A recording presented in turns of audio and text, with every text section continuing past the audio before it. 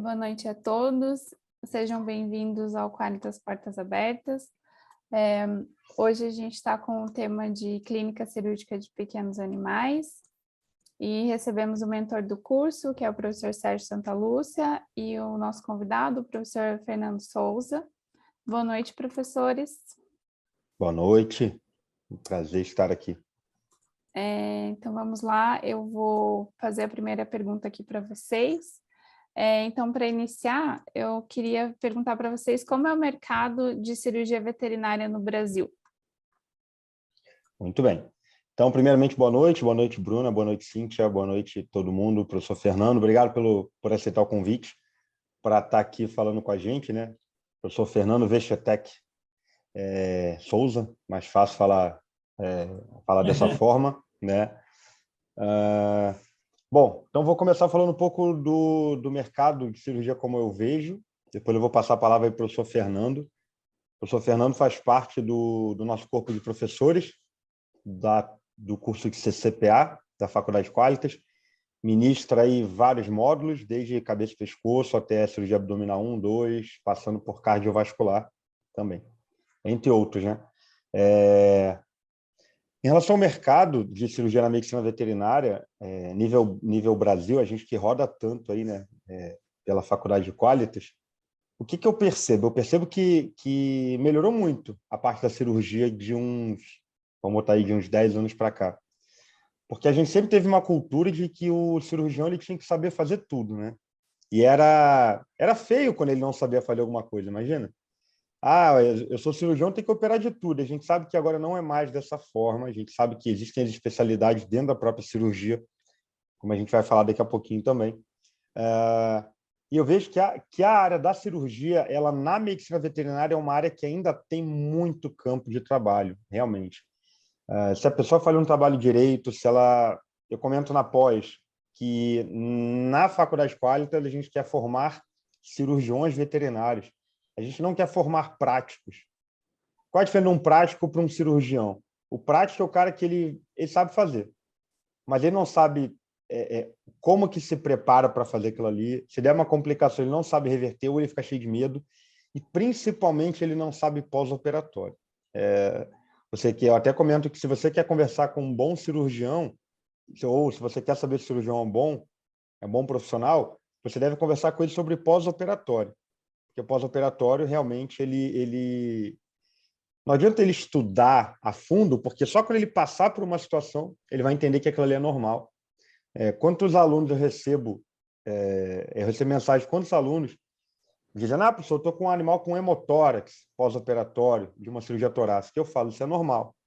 Só que não adianta eu falar numa aula que isso é normal, porque realmente pós-operatório você só vai aprender quando você passar por isso. Por isso que a gente colocou um módulo só de pós-operatório, para tentar minimizar essas dúvidas que as pessoas têm no decorrer dos módulos. Então, eu vejo que o cirurgião veterinário, numa equipe cirúrgica, ele ainda é um profissional que ganha bem, ele é um profissional ainda bem remunerado, se você for pensar nas especialidades aí, por tempo de trabalho. A gente vai comentar um pouco sobre preço daqui a pouquinho também, realidades do Brasil, que realidades são diferentes. Então, eu vejo que o mercado de cirurgia veterinária no país é um mercado ainda muito aberto para quem quiser. A gente conta nos dedos quem faz, por exemplo, videocirurgia. A gente conta nos dedos quem faz aí cirurgia torácica, que deveria ser rotina. A gente acaba contando nos dedos. Então, é um mercado aí que ele ainda está em grande expansão, né? Por isso que a CCPA ela está com essa quantidade de turmas abertas, porque realmente o pessoal percebeu que é um diferencial você se tornar um cirurgião e não somente um prático. Passar agora para o professor Fernando aí, para as considerações dele sobre o mercado e como é que você vê, Fernando, o mercado aí da cirurgia veterinária em nível Brasil. Você também você que se formou em Curitiba, não foi? Curitiba, fez mestrado em São Paulo. É Federal do Paraná, mas no campus Palotina, né? Aí fiz mestrado em São Paulo, dei aula em duas universidades particulares, uma no Paraná e uma no Rio Grande do Sul, né? Aí fizemos o doutorado em Santa Maria e na época também a gente dava aula também nessa época. Aí dei aula também em Curitiba, na Federal do Paraná, e atualmente eu dou aula na Federal de Alagoas, né? Então, já pude rodar e ter um pouco de experiência tanto em clínicas particulares, hospitais veterinários particulares, como também nos hospitais e escolas aí dessas universidades aí. E também com a vivência, né, dos cursos de pós-graduação pela Qualitas, a gente também conhece muita gente e vê a realidade, né, do mercado em diferentes locais do Brasil e como que a cirurgia vem sendo realizada, né? Bom, e aí respondendo a tua pergunta em relação ao que eu acho, né, atualmente da cirurgia, eu concordo com você, que realmente a cirurgia veterinária é uma área que vem expandindo muito no Brasil e os profissionais, eles vêm entendendo a necessidade de uma formação continuada, né?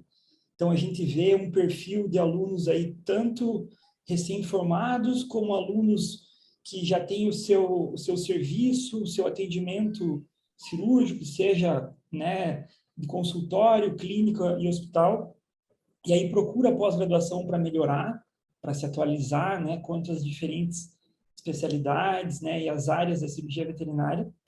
E também aquele profissional que já é muito experiente, né, e que já está ali na sua quarta, quinta pós-graduação, já fez às vezes residência, e também está ali querendo aprender, querendo buscar conhecimento. Então, eu acho que é por aí mesmo, acho que os 3 perfis a gente tem que seguir, né, como referência, como exemplo, porque eu acho que é por aí mesmo, né? Eu acho que um bom cirurgião no Brasil, né, e em qualquer lugar do mundo, não é aquele que tem o maior número de cirurgias realizadas, né, o prático, né, que você disse ali.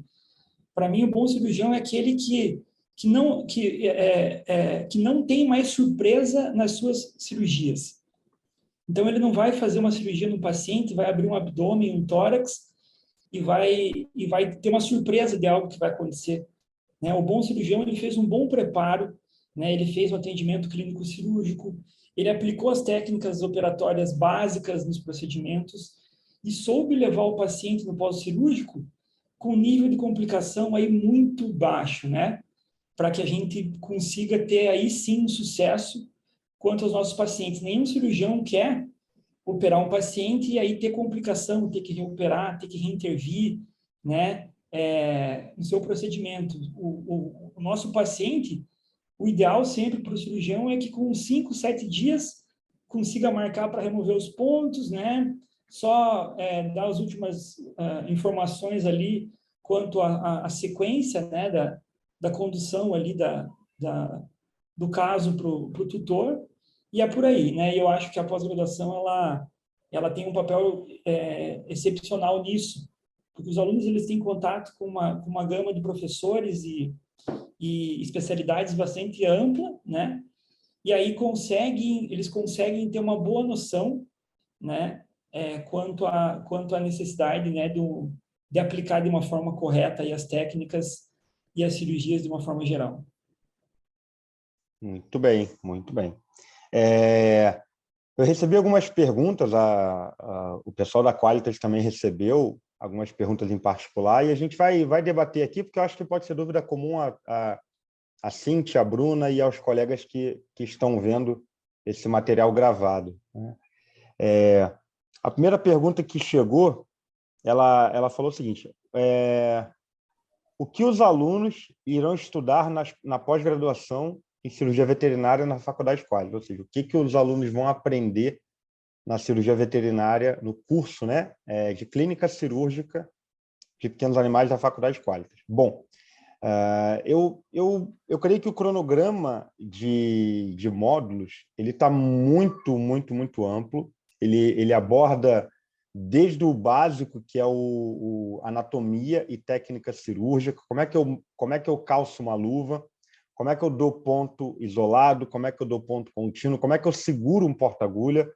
Ou seja, para aquela, como o professor Fernando falou, para aquela pessoa que já é cirurgião ou já é cirurgiã e buscou a pós-graduação para se aperfeiçoar em algo ou para melhorar um pouco mais, ou refinar um pouco mais sua técnica, ele já sabe, ele vai passar batido por esse módulo. Mas para quem tem interesse em iniciar uma carreira de cirurgia veterinária, ela também atende isso, porque a gente ensina nesse módulo a fazer ponto com a mão, a gente ensina como é que faz uma paramentação, como é que monta uma mesa de cirurgia, como é que você passa um instrumental adequadamente, como é que você faz a empunhadura correta do material.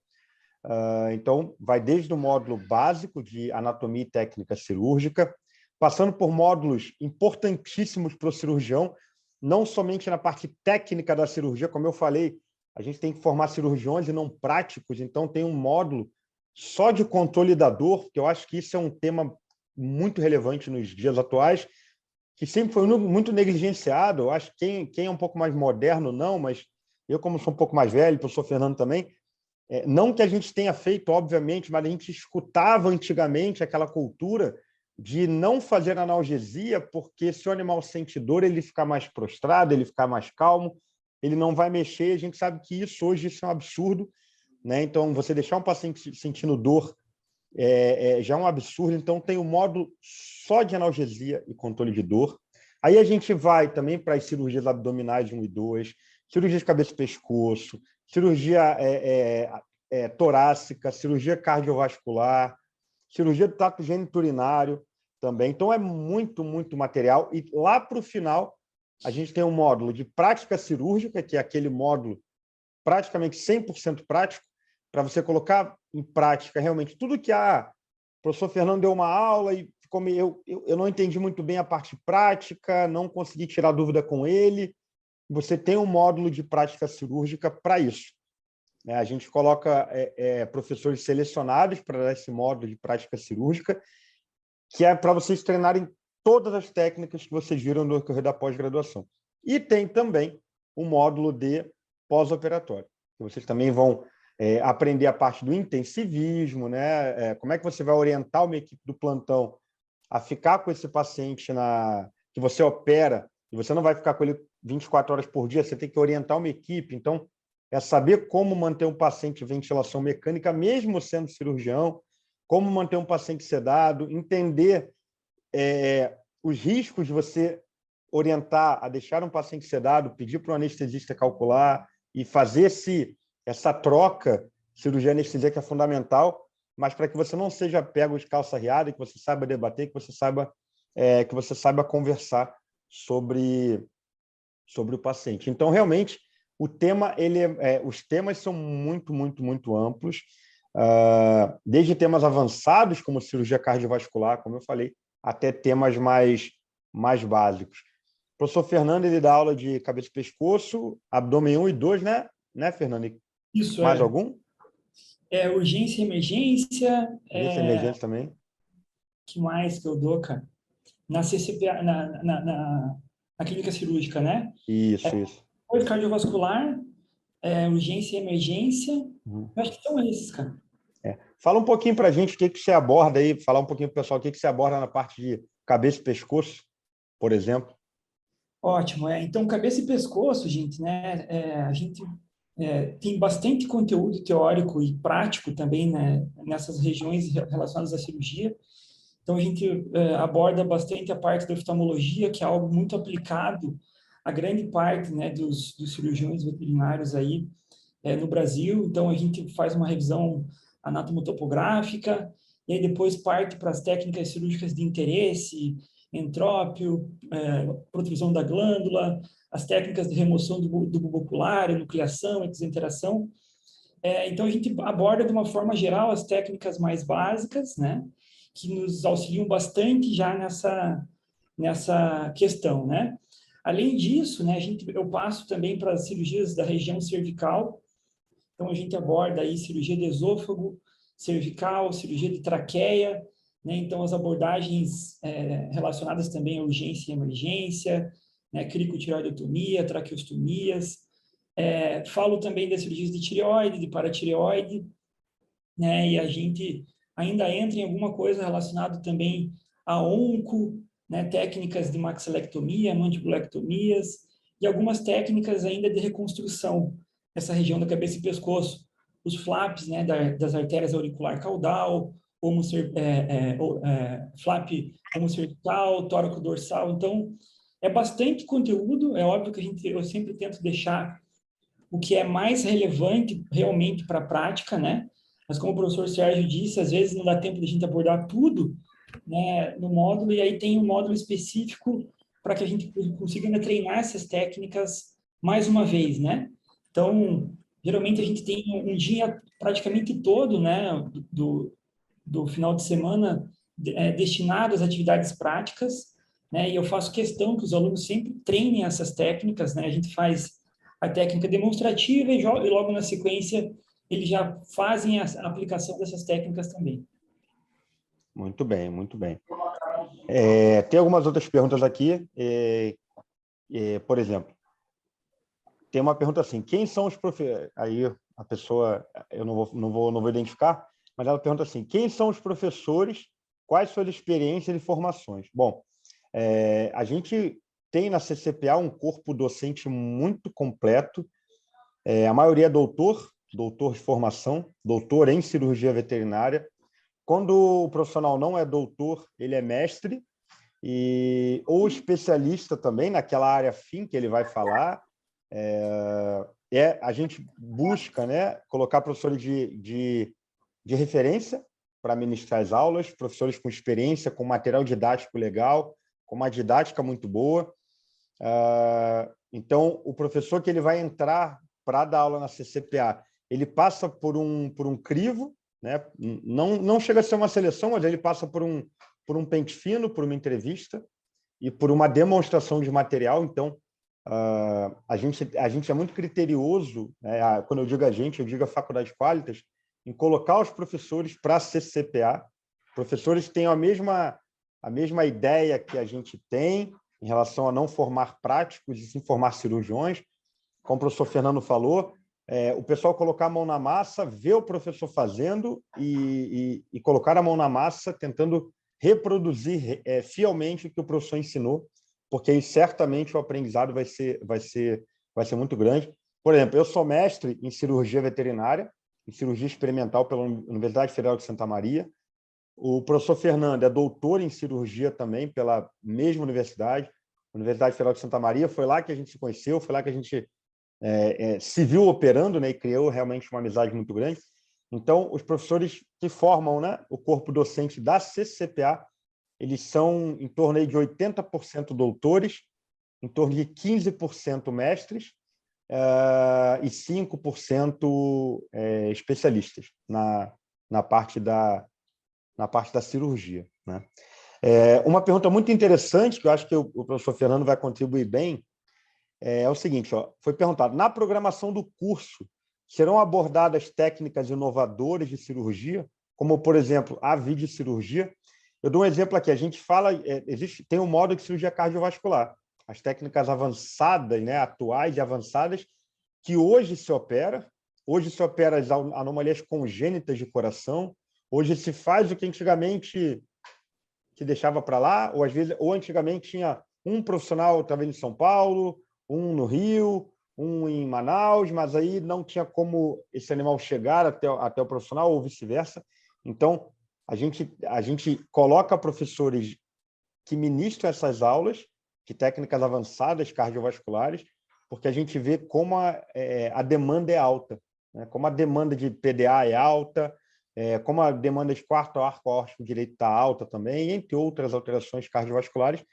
Mas eu queria perguntar especificamente sobre o tema videocirurgia, já que o professor Fernando é tema, né? Foi tema do doutorado dele, inclusive, a parte da videocirurgia. Então, para responder essa colega que perguntou sobre videocirurgia, se é abordado alguma coisa na pós-graduação. Certo.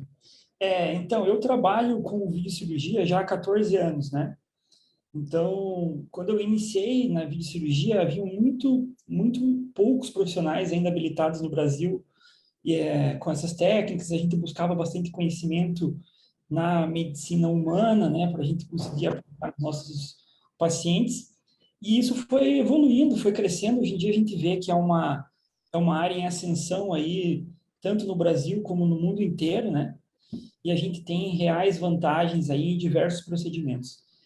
Eu abordo, sim, em todos os meus módulos, né, independente de qual seja, as técnicas, né, aplicadas, né, da videocirurgia, tanto de abdômen como de tórax, né? Então, por exemplo, né, a gente tem o módulo de cirurgia abdominal 1, que é um módulo específico para cirurgias do sistema gastrointestinal. Então, tem uma aula, né, e tem partes, né, das nossas aulas, que eu sempre trago os vídeos relacionados a essas cirurgias. Abdômen 2 é todas as outras cirurgias de abdômen. A gente mostra também todas as técnicas aplicadas, né, às cirurgias abdominais em geral. As técnicas de biópsia, as técnicas de ovariosterectomia laparoscópicas, né? Inclusive, a gente tem até técnicas já desenvolvidas no Brasil de ovariosterectomia totalmente via acesso vaginal, sem nenhum acesso abdominal mais, né? Que a gente chama pela sigla NOTES, né? Técnicas também para tórax, que é muito legal também, porque contribui principalmente para a questão diagnóstica, né? Através de acessos minimamente invasivos, né? O professor Sérgio comentou ali das técnicas, algumas das técnicas de cirurgia cardiovascular.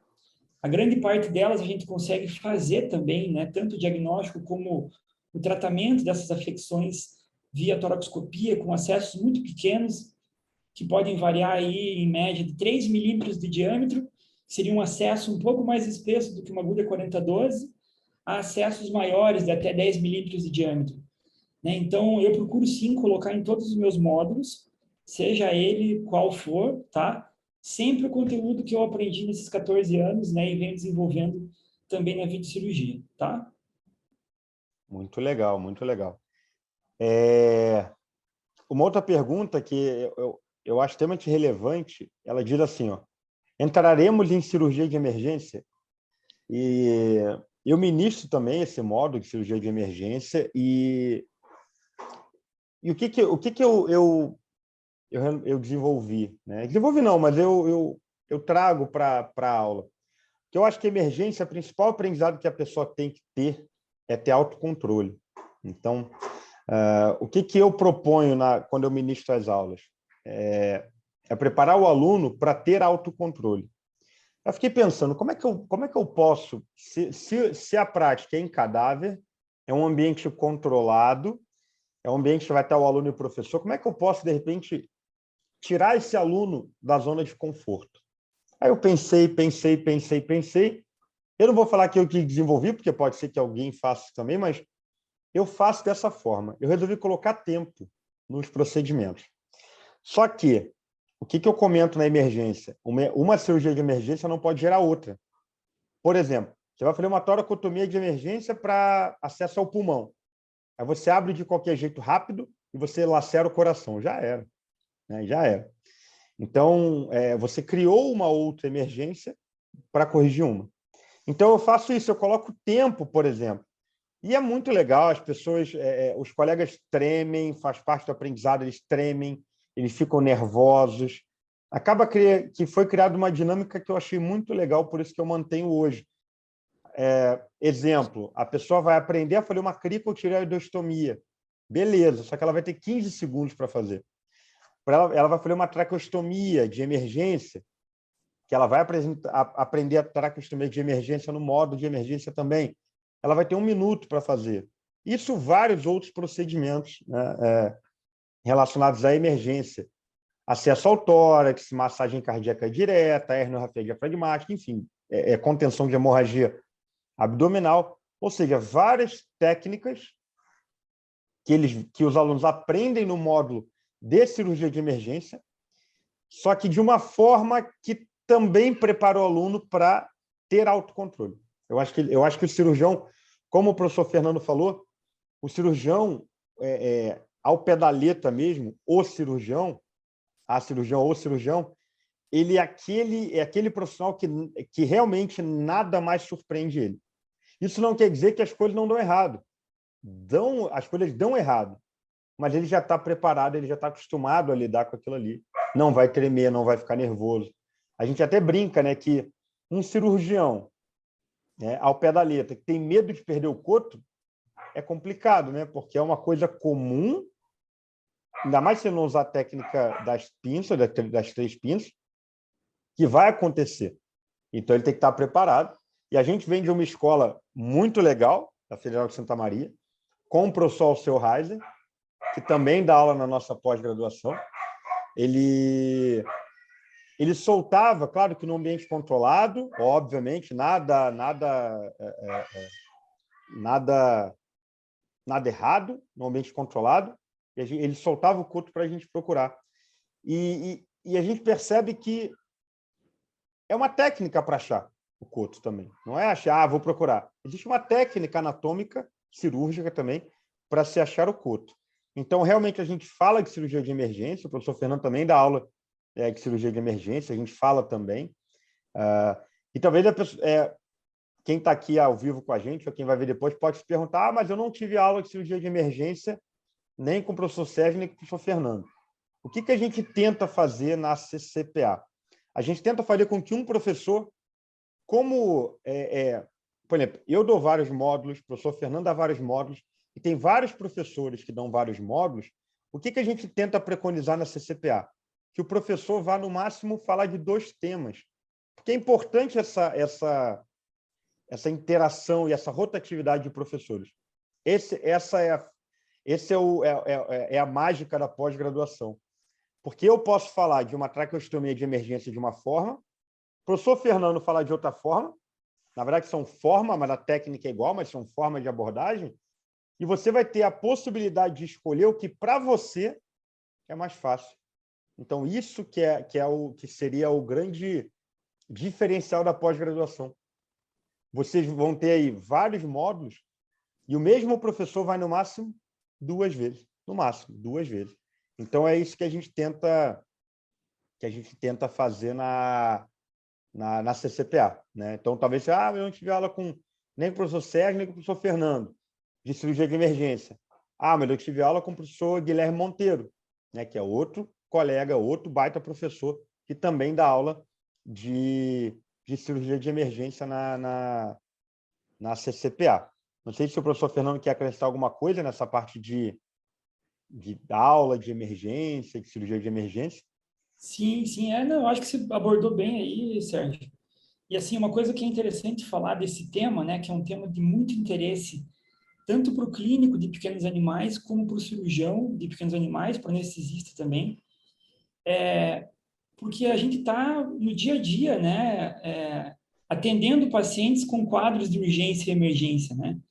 E a gente precisa estar capacitado para conseguir atender, né, num tempo adequado, né, e da forma adequada as diferentes situações. Só que eu sempre percebo que, né, nas aulas, quando a gente dá relacionadas a esse tema, muitos profissionais, às vezes até com uma experiência maior, não sabem urgência e emergência, né, os protocolos, às vezes, básicos, porque nunca tiveram a oportunidade de treinar isso. Né, começaram a trabalhar e não conseguiram parar para treinar urgência e emergência. E aí, na pós-graduação, a gente tem um módulo só sobre isso, né? Então, é bem comum, às vezes, a gente falar coisas até básicas de manejo de farmacológico, de adrenalina, atropina, vasopressor, né, dopamina, dobutamina, da ordem da utilização desses fármacos, e muitos se surpreendem e falam, meu Deus, eu fiz errado tanto tempo. Né, justamente pelo fato de não ter tido como aplicar isso, né, e treinar isso, né, de uma forma específica, como a gente consegue fazer, né, com todo cuidado num módulo desse aí, abordando isso durante 3 dias. Então, muda completamente aí da água para o vinho a forma que esses alunos eles começam a abordar os seus pacientes depois que eles param para estudar e param para treinar essas técnicas aí. Isso aí. E quanto feedback a gente recebe, né, Fernando, do aluno que salva, ou mesmo quando perde um paciente, que a gente sabe que tem algumas alterações de prognóstico extremamente ruim, mas como a gente recebe feedback de colegas veterinários que têm aula com a gente, fala assim, nossa, pela primeira vez eu soube como me portar a uma emergência. E eu falo assim, eu dei aula na faculdade durante 6 anos. Eu dei aula em Santa Catarina durante 6 anos. Você é professor da Federal de Alagoas. E por mais que eu ame emergência, a carga horária que era dispensada na graduação para falar de emergência era muito pouca. Se a gente for pegar o que se fala em um final de semana inteiro, talvez na graduação a gente tenha 2 ou 3 horas no máximo para falar de emergência para um graduando que não tem nem essa visão de paciente morrendo, de preparação de equipe. É o que você falou mesmo. A pessoa, o animal está parado, eu vou fazer o quê? Adrenalina, atropina, vasopressor, o que eu vou fazer? Ah, não, mas eu vou usar o desfibrilador, em que momento funciona, não funciona? Às vezes o aluno ele não tem nem essa informação e o pior, às vezes ele acha que sabe, só que isso que ele acha que sabe está errado. E na pós a gente debate isso, e é muito bom a participação de todo mundo. Ah, professor, mas eu faço dessa forma. Sempre fiz assim. E a gente começa a perceber que o prognóstico desse colega é ruim justamente porque ele sempre fez assim. Mas aí a culpa não é dele, talvez. Né? Por isso que esse módulo é tão importante, é um módulo, eu digo que é um módulo fascinante, porque é muito gostoso falar de emergência. Eu acho que é um módulo que todo mundo gosta, porque realmente... e os professores que dão esse módulo são professores com muito material, porque eu acho que o acervo visual é muito bom. E você falar o que você faz e você mostrar ali casos reais da sua rotina, animais graves em parada ou com o peito aberto ou com hemorragia importante, e você mostra, olha só, galera, isso aqui que eu estou falando na aula é justamente, olha só esse caso aqui. Olha como não é difícil, olha como simplesmente o entendimento é importante, mas que realmente não é complicado, não é difícil, desde que você saiba, desde que você entenda que não é daquela forma que você sempre fez. Talvez seja de uma forma diferente, né? A Carolina falou, muito bom mesmo, dá vontade de fazer de novo. Porque esse módulo, eu brinco assim, tem módulos que são muito fáceis de dar. Porque, assim, o pessoal se interessa, o pessoal gosta. E esse é um deles, cirurgia de emergência. Você vê, a pessoa perguntou especificamente desse módulo, de cirurgia de emergência. Veio lá, eu estou com dúvida sobre cirurgia de emergência.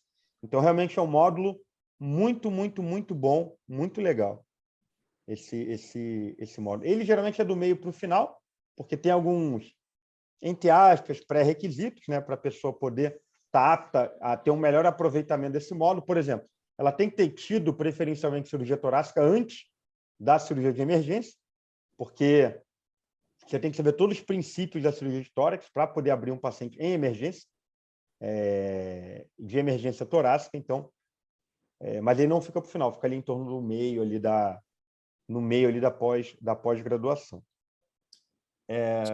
Sérgio, para complementar, que eu acho importante falar para eles, que eu e você tivemos o privilégio na pós-graduação de ter contato, né, com um dos profissionais, talvez o melhor profissional de urgência e emergência que a gente tem no mundo, que é o professor Alceu Gaspar Heiser, né? E os alunos certamente de maior rotina. e os alunos, exatamente, e os alunos da pós-graduação também têm esse contato. Muitos deles também têm contato com o professor Alceu, né? A nossa escola é uma escola que a gente, tenho certeza que você, eu, quando a gente chegou na pós-graduação para ter as aulas com o professor Alceu, né, acompanhar a rotina dele, a gente já tinha uma noção de urgência e emergência, mas a gente elevou o nível, né, disso de uma forma impressionante, porque realmente a gente é uma pessoa que a gente tem que aproveitar, e os alunos, né, todas as vezes que eu vejo que eles têm aula com o professor Alceu, eles ficam radiantes, né, como a gente ficava lá atrás, radiante também de assistir essas aulas do professor Alceu. Então, isso é um grande diferencial, eu acho que para esse tema, tocar no assunto e no nome dele, né, também, o Sérgio foi orientado pelo professor Alceu com suas, né, com a sua linha de pesquisa voltada para urgência e emergência, é uma área que ele gosta muito. É outro professor aí que tem uma experiência absurda em urgência e emergência e que também os alunos adoram suas aulas aí sempre, Sérgio. Valeu. E o Alceu, falando do Alceu, né, que é um privilégio ter ele na nossa pós-graduação, o Alceu ele vem para quebrar paradigmas. Uma vez uma aluna falou assim para mim, professor, eu nunca vou fazer isso em relação à emergência porque eu não tenho estrutura. Eu virei para essa aluna e falei assim, mas qual estrutura você precisa? Ela, eu não sei, mas deve ser muita coisa. Eu falei, poxa, você não sabe nem qual estrutura você precisa e você já tem um preconceito, né, que você precisa de muita estrutura. Aí vem o Alceu para mostrar para a gente, e eu brinco, né, que se você der um martelo e um pino, ele faz qualquer coisa, né, na rotina de traumatologia de pequenos. Ele vem para mostrar para a gente que você precisa do mínimo para fazer emergência. E com o mínimo, você faz o máximo possível. Esse é o grande professor Alceu Gaspar Heiser, que se não for o melhor, certamente é o que mais tem rotina no mundo de traumatologia, porque ele trabalha com essa área aí, pelo menos uns 40 anos, se não um pouco mais. E tivemos o privilégio de acompanhá-lo, e o pessoal na pós-graduação realmente fica radiante em ter o Alceu como professor. O Alceu hoje diminui muito a agenda dele. Eu tento colocar o Alceu em tudo que é lugar, tento ligar para ele, professor, vai para tal cidade, vai para tal cidade.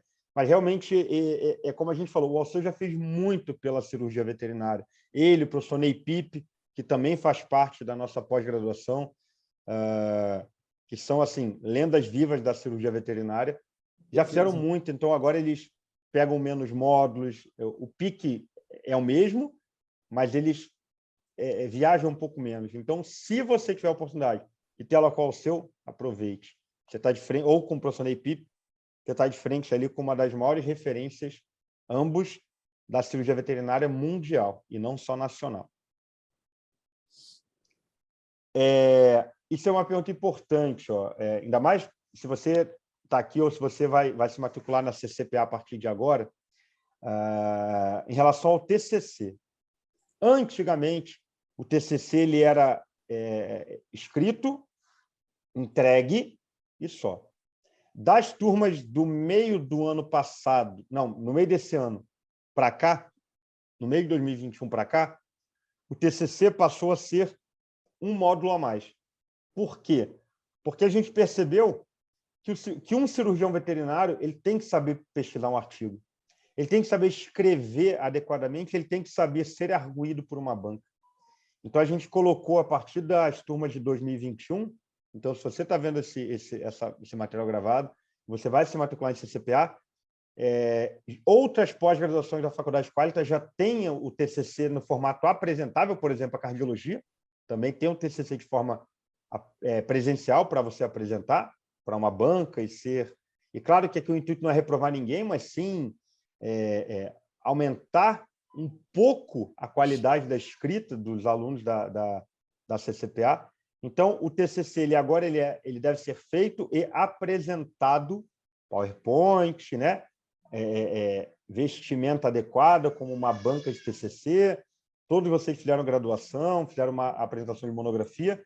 Então, é nesse caminho aí que a gente traçou, que agora o TCC ele vai ser apresentado. Então, as turmas já estão começando a apresentar. E o que eu posso dizer para você é que o pessoal reclama muito, mas assim, é top demais. A gente vê... Geralmente, eu costumo dar um dos primeiros módulos e eu estou sempre nas bancas de TCC. Eu vejo que a evolução, isso que dá prazer para a gente em ser mentor da pós-graduação de cirurgia da Faculdade de Qualitas. Você vê um aluno que ele entra com uma cabeça de ser um prático. Lá no primeiro módulo, eu quero operar. Quando ele entende o que é fazer uma cirurgia, e lá no final do curso, ele faz um trabalho valorizando o pré-operatório, debatendo um pré-cirúrgico, e tudo, debatendo a importância dele, falando do trans e também fazendo um baita acompanhamento pós-operatório, a gente viu que realmente esse aluno aproveitou bastante a pós-graduação. Então, realmente, o TCC ele é apresentado e é uma dúvida que o pessoal tem. Outra dúvida que o pessoal tem, em relação à prática. Como que são as aulas práticas na CCPA? Bom, é claro que muita gente, às vezes, pergunta vai ser com animal vivo? Não, não vai ser com animal vivo. Por N fatores, em relação ao código de ética e até questão de... na minha opinião, como mentor, até queria saber depois da opinião do professor Fernando, eu acho que não justifica. Eu acho que se você tem um bom treinamento em cadáver, você consegue reproduzir a cirurgia num paciente vivo. Você sabe a técnica, você sabe fazer, ou seja, não é um déficit de aprendizado você treinar em cadáver e não num paciente vivo. E eu nem concordo que seja em paciente vivo, por N fatores, né, que eu acho que eu não preciso nem falar aqui, mas realmente as aulas práticas são feitas em cadáver. como o professor Fernando falou, a gente tenta botar os alunos para praticarem, então, geralmente, sábado, o dia inteiro, ou grande parte do sábado, é prática. Então, ou é das 8 da manhã até o final do dia, lá às 8 horas da noite, só de prática no sábado, justamente para que a gente possa mostrar e vocês fazerem, colocarem a mão na massa, porque aí sim, tem que botar a mão na massa para poder fixar o aprendizado. Não sei se o professor Fernando tem alguma coisa a complementar em relação à aula prática, ele que está na universidade, né, também. Sim, eu penso também da mesma forma. Eu acho que o treinamento em cadáver, ele nos auxilia em dois fatores muito importantes para o cirurgião, né? A tranquilidade de você fazer uma cirurgia sem que o paciente esteja vivo, né? Como uma primeira cirurgia, a gente sabe que para qualquer procedimento cirúrgico que a gente realize, a gente precisa passar pela curva de aprendizagem desses procedimentos. Então, a gente precisa iniciar com o cadáver, né? Para que a gente consiga ter mais tranquilidade, para que a gente possa revisar a anatomia topográfica aplicada àquela região que a gente esteja operando, já que muitos, né, dos alunos, né, eles tiveram anatomia no primeiro ano de faculdade e não tiveram mais acesso a nenhuma anatomia, né? Então, é uma forma de revisar no próprio cadáver os acessos cirúrgicos para que na hora de precisar realizar, né, no paciente vivo, com certeza vai ser uma cirurgia totalmente mais clara, mais tranquila, mais objetiva, né? E dificilmente algo possa complicar em relação ao acesso. Então, treinando no cadáver, né, anatomia, as técnicas em si, e aplicar as técnicas básicas da técnica operatória, que existe um módulo só que ensina essas técnicas, né, dentro da pós-graduação, não tem o que dar errado no paciente vivo, né? Então, eu concordo plenamente nisso, né? E eu acho que todos os alunos que fazem as aulas da pós-graduação e também os alunos da graduação, quando a gente faz as aulas práticas em cadáver, eles já se sentem aptos, muitas vezes, e encorajados a realizar essas cirurgias. E o nosso objetivo é esse, né? Então, eu fico muito feliz de terminar um módulo no domingo, e durante a próxima semana receber o feedback pelo WhatsApp, né, falando, professor, olha aqui que legal, parece que foi combinado, né? Olha o caso que a gente fez a prática no sábado e eu já consegui operar esse paciente aqui na quarta-feira, né? Então, isso acontece direto, acho que com o Sérgio também acontece direto, e a forma da gente ter a nossa recompensa, né, também pelas aulas. Eu acho que quem está dando aula gosta desse feedback, né, e isso serve para que a gente continue tendo ânimo de continuar dando aula e continuar se atualizando aí para que os alunos saiam bem informados. Isso aí, é a famosa síndrome do módulo, né? E eu fico muito feliz. Uma vez um aluno falou para mim, Fernando, uma coisa assim que me marcou. Ele falou, professor, deve ser sensacional dar aula, né? E passar conhecimento para os alunos como o senhor faz. Ele tinha mandado um caso para mim que ele tinha operado. Ele é um aluno que ele imaginava que tórax era impossível, que tórax não se operava. Ele pegou e ele tinha perdido muito paciente que necessitava de cirurgia de tórax. E ele falou, professor, eu estava operando o cão e ficava latejando no meu ouvido todas as palavras que o senhor falava. Olha o pulmão, faz aerostasia, faz não sei o quê. Então, deve ser muito bom o senhor poder estar em vários cantos do Brasil, mesmo sem presencialmente estar pela mão do seu aluno. Nossa, ele falou isso aí, eu fiquei pensando em como isso é legal para a gente como professor.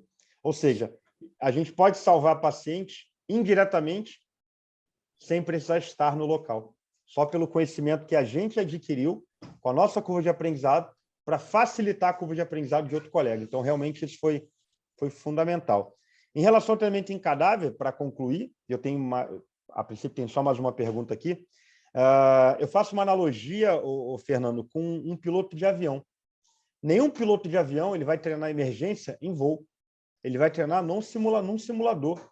E ele sabe que ele está no simulador. Isso que eu cobro tanto do meu aluno. Se você está operando um cadáver, opere como fosse um paciente vivo.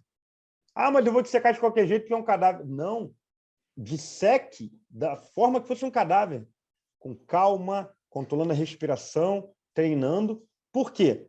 Porque se o comandante lá do avião ele não treinar no simulador, o que vai acontecer se não treinar no simulador? Na hora que ele precisar, lá na vida real, esse paciente vai morrer. Entendeu? Esse paciente vai morrer. Se ele não treinar no simulador. Esse paciente, né? Todo mundo ali que está no voo. Então, é você encarar um simulador como se fosse um caso real. E você encarar um cadáver como se fosse realmente um paciente real ali, que a gente tem que fazer. Então, realmente, o treinamento em cadáver, ele certamente prepara o aluno para operar um paciente vivo posteriormente. Isso aí, sem dúvida nenhuma. A gente aprendeu assim, a gente evoluiu assim, então, certamente, a gente reproduz esse método de ensino. Carolina falou, honestamente, depois do curso, o mundo dentro do seu mundo. Outra visão. Isso aí, Carol, a gente fica bem feliz mesmo com esse feedback. Esse feedback, para a gente, é top. Ainda nessa pergunta, sobre as aulas agendadas. As aulas são agendadas previamente, salvo alguma coisa, um professor passar mal, alguma coisa ou outra acontecer, mas as aulas são agendadas entre 30 e 45 dias, um módulo e outro, um pouco mais, um pouco menos, mas a tendência é que fique ali entre 30 e 45 dias, de intervalo entre um módulo e outro. Tá bom? E tem mais uma... e a última pergunta foi o seguinte, essa é interessante também. Após o término da pós, como o aluno pode explorar o segmento? Olha que legal. Você com um diploma de especialização em clínica cirúrgica de pequenos animais e com a carga horária, cronograma, você está apto a concorrer de pé de igualdade com qualquer profissional que faça qualquer pós-graduação.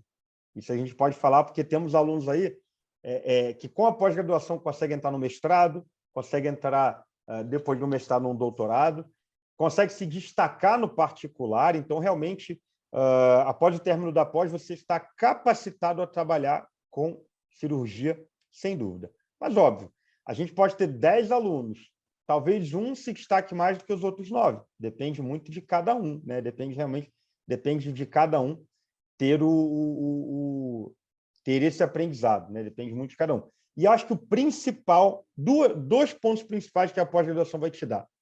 Primeiro, capacitação. Você sairá capacitado da pós-graduação para operar várias situações que você não operaria antes. E outra questão, galera, é o network com os professores. São professores do Brasil inteiro, são professores que provavelmente, ou quase com certeza, vão abrir portas para vocês. Se você, na CCPA, temos um público que passa os contatos, passa o telefone, passa a rede social, ajuda em casos também. Então, a gente cria um laço de amizade aí onde a gente dá aula. Então, tem essa possibilidade também de ser indicação. Professor, o senhor me indica fazer residência agora? O senhor me indica fazer um mestrado? Poxa, eu quero trabalhar em tal lugar, o senhor me...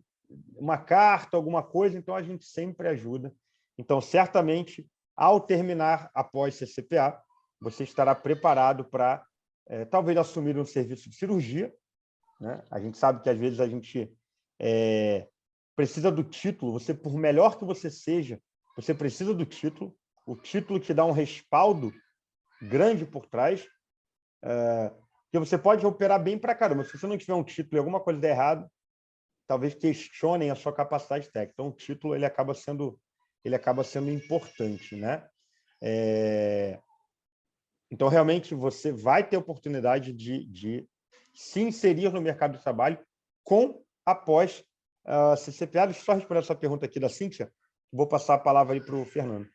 Quando se fala pequenos animais, quer dizer apenas cães e gatos ou inclui outras espécies? Cíntia, cão e gato, tá bom? Na CCPA, cão e gato.